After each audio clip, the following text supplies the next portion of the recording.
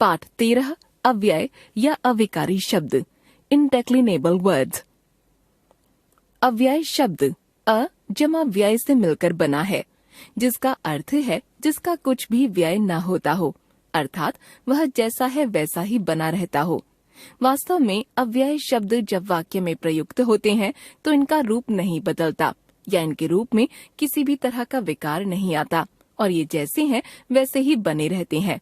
जैसे बाहर, भीतर, आज, कल, यहाँ, वहाँ आदि शब्दों को जब भी वाक्यों में प्रयुक्त किया जाएगा इनके रूप में कोई परिवर्तन नहीं होगा। जैसे बच्चा बाहर बैठा है, लड़की ने बाहर से आवाज दी, आप घर के बाहर पहुंचिए, आज बारिश आएगी, कल से आज तक कोई नहीं आया, आपने आज क्या खाया।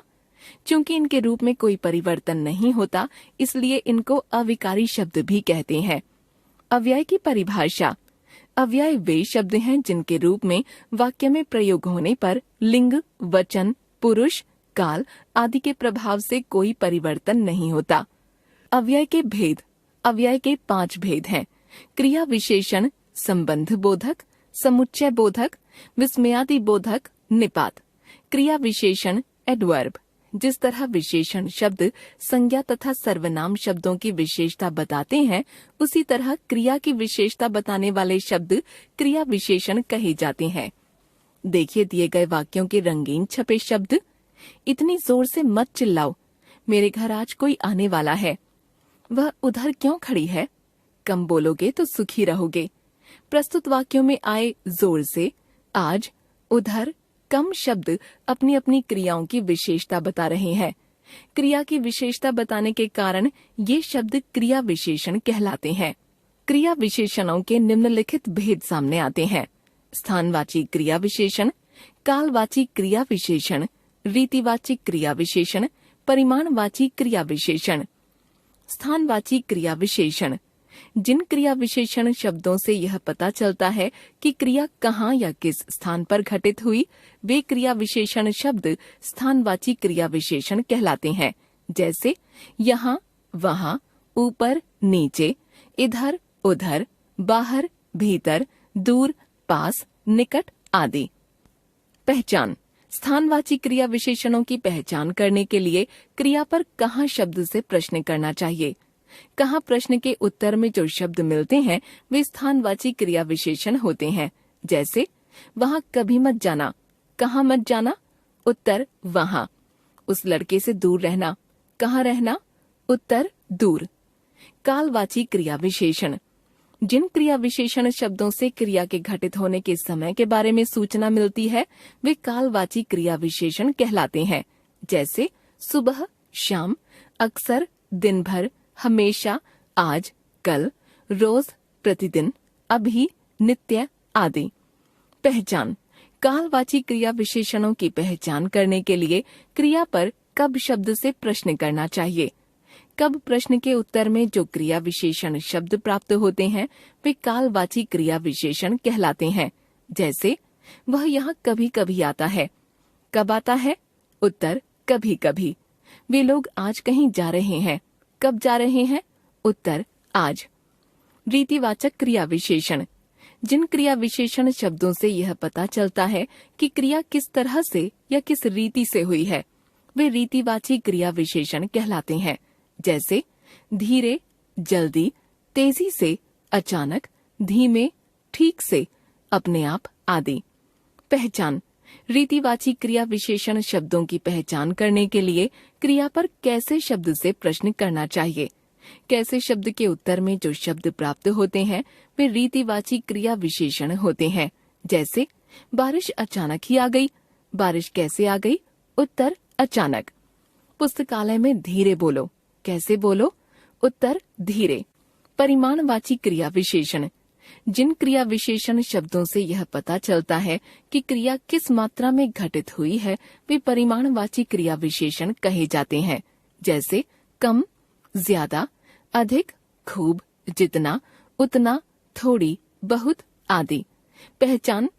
परिमाणवाची क्रिया विशेषण शब्दों की पहचान के लिए क्रिया पर कितना शब्द से प्रश्न करना चाहिए। कितना प्रश्न के उत्तर में जो शब्द मिलते हैं वे परिमाणवाची क्रिया विशेषण होते हैं। जैसे वह बहुत सोता है। कितना सोता है? उत्तर बहुत। माताजी थोड़ा ही चल सकें। कितना चल सकें? उत्तर थोड़ा ही। जितना नाराज होंगे उतना ही मन दुखी होगा। कितना नाराज होंगे? उत्तर जितना। संबंध बोधक प्रेपोजिशन वे अविकारी शब्द जो वाक्य में संज्ञा या सर्वनाम के साथ प्रयुक्त होकर वाक्य के अन्य संज्ञा या सर्वनामों से संबंध बताते हैं, संबंध बोधक शब्द कहलाते हैं। जैसे के सामने, के साथ, के चारों ओर, के पास, के सिवाय, की तरफ, के बिना, से पहले, के बदले, की जगह आदि। देखिए उदाहरण। मंदिर के सामने भीड़ क्यों लगी है? बच्चों के साथ तुम भी जाओ। मेरे घर के चारों ओर पुलिस का पहरा है। पिताजी के पास रुपये नहीं हैं। यहाँ आपके सिवाय कोई नहीं आता। इनके अलावा कुछ और भी संबंध बोधक हैं, जिनका प्रयोग भाषा में किया जाता है। जैसे के साथ, के संग, के बारे में, के विषय में, से लेकर, से तक, के विपरीत, के अनुसार, के अनुकूल आदि। समुच्चय बोधक कंजंक्शन जो अव्यय दो शब्दों, दो पदबंधों, दो वाक्यांशों या दो वाक्यों को जोड़ने का कार्य करते हैं, उन्हें समुच्चय बोधक या योजक कहते हैं। जैसे और, तथा, लेकिन, परंतु, इसलिए, क्योंकि, अथवा, ताकि या आदि। देखिए निम्नलिखित उदाहरण। हिंदी सिनेमा में सलमान खान तथा शाहरुख खान दोनों का नाम है। कल हमने सीता और गीता फिल्म देखी। समुच्चय बोधक अव्यय जोड़ने के अलावा निम्नलिखित कार्य भी करते हैं। विरोध बताने का कार्य। विरोध बताने वाले अव्यय हैं लेकिन, परंतु, मगर, अपितु, बल्कि, किंतु आदि। जैसे मैं आपके साथ चलूंगा, पर, परंतु या लेकिन आपको मेरी बात माननी होगी। कहा था समय से आ जाना, मगर वह सुनता ही कहाँ है। कारण तथा परिणाम बताने का कार्य। कारण तथा परिणाम बताने के लिए इसलिए, इस वजह से, अतः, ताकि, क्योंकि आदि अव्ययों का प्रयोग किया जाता है। जैसे मुझे भूख लगी थी, अतः, या इसलिए खाना खा लिया। किसान हल चला रहे हैं ताकि अच्छी फसल हो। विकल्प बताने का कार्य। दो वस्तुओं में विकल्प दिखाने के लिए प्रायः या अथवा नहीं तो आदि अव्ययों का प्रयोग किया जाता है। जैसे चाय पियोगे या कॉफी? या तो पैसे वापस कर दो या इस महीने काम करो। अपशब्द मत बोलो, नहीं तो अपमानित हो जाओगे। विस्मयादि बोधक इंटरजेक्शन ये वे अव्यय हैं जो विस्मय या आश्चर्य, हर्ष, घृणा, दुख, तकलीफ, पीड़ा आदि मन के भावों को व्यक्त करते हैं। इन भावों को व्यक्त करने के लिए अरे, ओह, उफ, छी, हाय आदि अव्ययों का प्रयोग किया जाता है। जैसे विस्मय या आश्चर्य, ओह, अहो, अरे, क्या आदि। जैसे अरे तुम कब आए? क्या वह नहीं आया? हर्ष या उल्लास सूचक, वाह, बढ़िया, अच्छे, बहुत अच्छे, खूब आदि। जैसे वाह क्या खाना बनाया है, बढ़िया, ऐसे ही काम करते रहो। शोक, पीड़ा, ग्लानि आदि सूचक, उफ, हाय, हाय राम आदि। उफ, बहुत गर्मी है, हाय मैं मर गया। घृणा, तिरस्कार सूचक, छी छी, धिक, हट आदि। जैसे छी छी, कितनी बदबू है यहाँ, हट, मुझसे बात मत कर। चेतावनी सूचक, बच के, सावधान, होशियार आदि। जैसे बच के, ध्यान से जाओ, होशियार, गली में चोर है। हमने सीखा जो शब्द क्रिया की विशेषता बताते हैं क्रिया विशेषण कहलाते हैं।